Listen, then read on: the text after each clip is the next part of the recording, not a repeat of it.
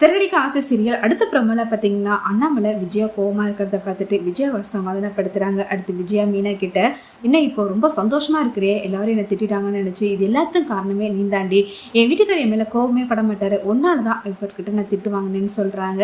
அடுத்து மீனாவோ இதுக்கும் எனக்கு எந்த சம்மந்தம் கிடையாது, நீங்க அது மாதிரி நடந்துக்கிட்டதுனால தானே திட்டுவாங்க நீங்கன்னு மூஞ்சில் அடிச்ச மாதிரி பதில் சொல்லிடுறாங்க.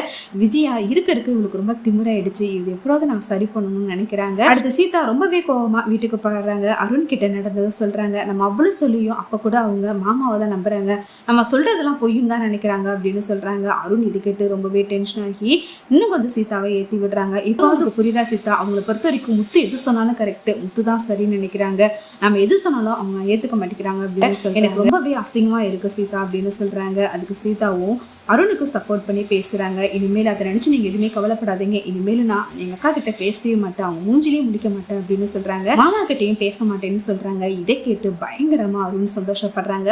இதுதான் இவ்வளவு நாளும் எதிர்பார்த்துக்கிட்டு இருந்தேன், நான் நினைச்சது இவ்வளவு சீக்கிரம் நடக்கும்னு எதிர்பார்க்கவே இல்லைன்னு சொல்லிட்டு பயங்கரமா சந்தோஷப்படுறாங்க.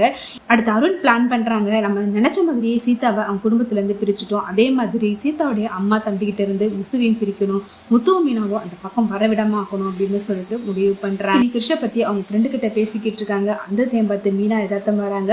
ரோஹிணி பேசிக்கிட்டு இருக்கிறத பார்த்துட்டு பயங்கரமா ஷாக் ஆறாங்க. இவங்க யாருக்கிட்ட கிருஷ்ண பத்தி எல்லாம் பேசிக்கிட்டு இருக்காங்க, யாரா இருக்குன்னு சொல்லிட்டு திங்க் பண்றாங்க.